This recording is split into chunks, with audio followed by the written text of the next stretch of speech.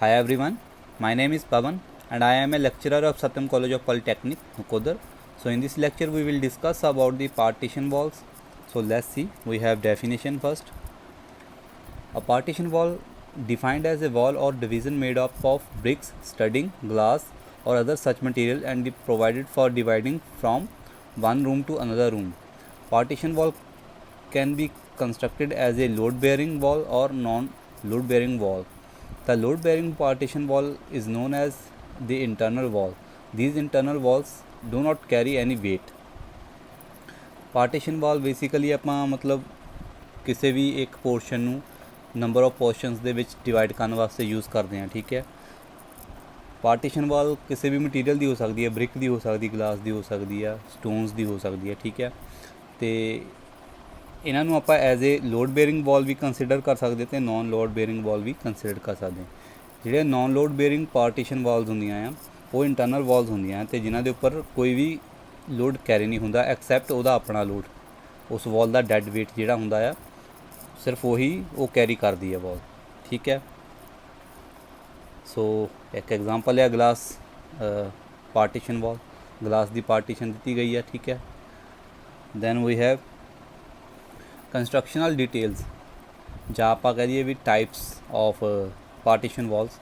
First of all we have brick partition walls, reinforced concrete walls, hollow or clay brick partition walls, concrete partition walls, glass partition walls, metal lath partition walls, wooden partition walls, asbestos cement partition walls, AC sheet or GI sheet partition walls. So according to syllabus ਆਪਾਂ ਸਿਰਫ ਦੋ ਤਰ੍ਹਾਂ ਦੀ Waltz ਨੂੰ ਹੀ consider ਕਰਨਾ ਹੈ। First of all brick partition wall, then wooden partition wall. So we will go through brick partition walls.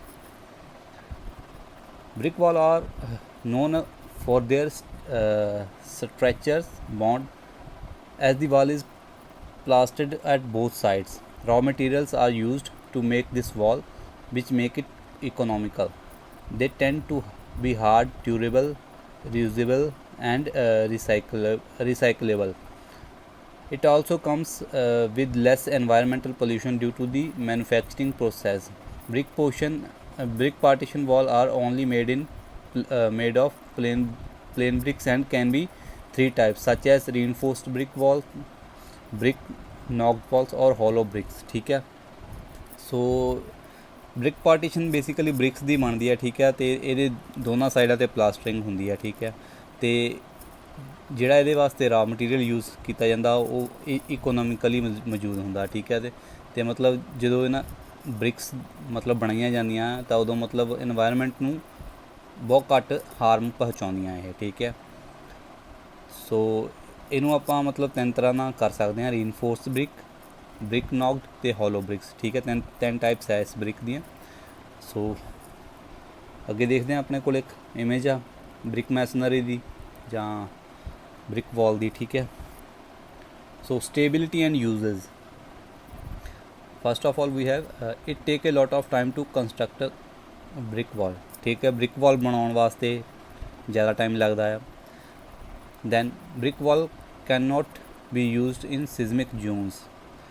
ਸਿਜ਼ਮਿਕ zone ਮਤਲਬ ਕਰੀਏ ਜਿੱਥੇ ਜ਼ਿਆਦਾ ਮਤਲਬ ਆਪਾਂ ਨੂੰ ਝਟਕੇ ਮਹਿਸੂਸ ਹੁੰਦੇ ਆ, ਉਸ ਏਰੀਏ ਦੇ ਵਿੱਚ ਬ੍ਰਿਕ ਵਾਲਸ ਆਪਾਂ ਨਹੀਂ ਯੂਜ਼ ਕਰ ਸਕਦੇ, ਠੀਕ ਹੈ।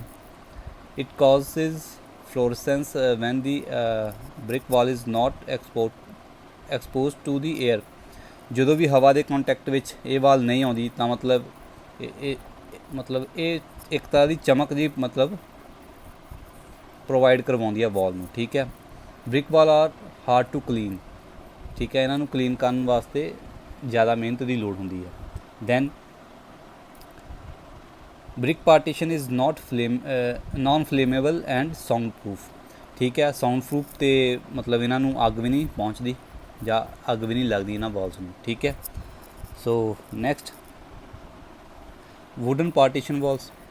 Wooden partition wall are lighter in weight and simple to construct, neither soundproof nor fireproof. This partition wall is not appropriate for damp locations.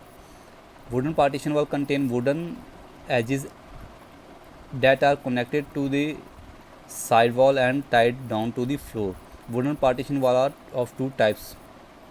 First one is partition and common partition and trussed partition.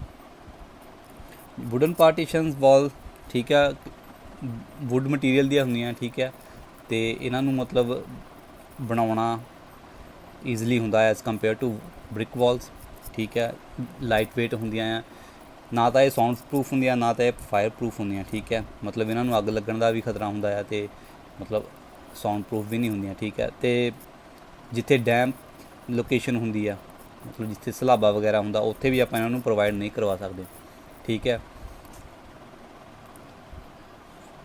So basically ਦੋ ਤਰ੍ਹਾਂ ਦੀਆਂ ਹੁੰਦੀਆਂ ਠੀਕ ਹੈ common partition ਹੁੰਦੀ ਹੈ ਅਤੇ trust partition ਹੁੰਦੀ ਹੈ ਠੀਕ ਹੈ ਅਤੇ ਜਦੋਂ ਵੀ ਆਪਾਂ ਵੁਡਨ ਪਾਰਟੀਸ਼ਨ ਕਰਨੀ ਹੈ ਕਿਸੇ ਵੀ ਰੂਮ ਦੀ ਜਾਂ ਏਰੀਆ ਦੀ ਠੀਕ ਹੈ ਅਤੇ ਆਪਾਂ ਮਤਲਬ ਵੁੱਡ ਨੂੰ ਐਜਿਸ 'ਤੇ ਮਤਲਬ ਕਨੈਕਟ ਕਰਦੇ ਹਾਂ ਵਾਲ ਦੀ ਐਜਿਸ 'ਤੇ ਜਾਂ ਸਾਈਡਸ 'ਤੇ ਠੀਕ ਹੈ ਅਤੇ ਉਹਨੂੰ ਮਤਲਬ ਆਪਾਂ ਨੀਚੇ ਫਲੋਰ 'ਤੇ ਵੀ ਕਨੈਕਟ ਕਰ ਸਕਦੇ ਹਾਂ ਸੋ ਇਹ ਸੀ ਆਪਣੀ ਵੁਡਨ ਪਾਰਟੀਸ਼ਨ ਵਾਲਸ ਸੋ ਇੱਕ ਵੁਡਨ ਪਾਰਟੀਸ਼ਨ ਦਿਖਾਈ ਹੋਈ ਆ ਆਪਣੀ ਵੁਡਨ ਦਿੱਤੀ ਹੋਈ ਆ वुडन पार्टीशन वॉल बनाई हुई है ठीक है so next we have stability and uses a partition wall divides vast area into the number of sections allowing each to be used for a specific purpose ठीक है एक एरिए ਨੂੰ ਮਤਲਬ ਨੰਬਰ ਆਫ ਸੈਕਸ਼ਨਸ ਦੇ ਵਿੱਚ ਡਿਵਾਈਡ ਕਰਦੀ ਹੈ ਵਾਲ ਠੀਕ ਹੈ ਤਾਂ ਕਿ ਉਹਨੂੰ ਸਪੈਸੀਫਿਕ ਯੂਜ਼ ਕਰ ਸਕਿਆ ਜਾਵੇ ਠੀਕ ਹੈ it ਪ੍ਰੋਵਾਈਡਸ privacy to the ਇਨਹੈਬੀਟੈਂਟਸ privacy provide ਕਰਵਾਉਂਦੀ ਹੈ ਠੀਕ ਹੈ ਕਿਤੇ ਵੀ